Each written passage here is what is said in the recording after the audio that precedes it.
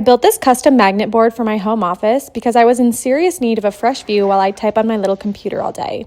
I don't like putting pins in my pictures, so I had a vision for a magnetic board covered in fabric, but I couldn't really find any inspo, so I just had to make it up as I went. I ended up buying a magnetic whiteboard for like $20, and afterwards my husband was like, why didn't you just buy a piece of metal? Which I honestly didn't think about, but it's really fine. I took the metal frame off of my whiteboard so that my fabric would sit flush, and then I glued some 1/4-inch wood strips to the back so that I would have something to staple the fabric into.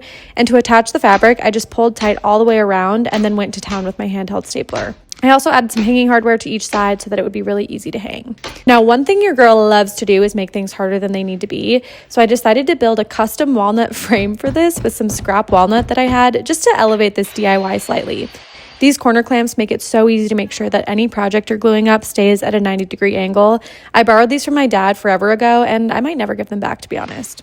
To give this frame an extra finished look, I run around the edge with my router and a 1/16-inch roundover bit, sanded, and then put some walrus oil on to finish it up. Honestly, nothing better than walnut with a little bit of oil on it, let me tell you what. I spray painted the ugly magnets to match my aesthetic, and then I hung everything up with a couple of nails. I just slid my frame over the sides because it was a very snug fit, so I didn't have to do anything to attach it. I love that the magnets don't damage any of the pictures or notes that I put up there, and they honestly just make it look really cute too. And that's it. This has changed the vibe of my office so much, and I love that it elevates the look while still giving me space to hang my pictures and my little encouraging notes for myself. Save this DIY for the next time you're sick of staring at a blank wall. Bye!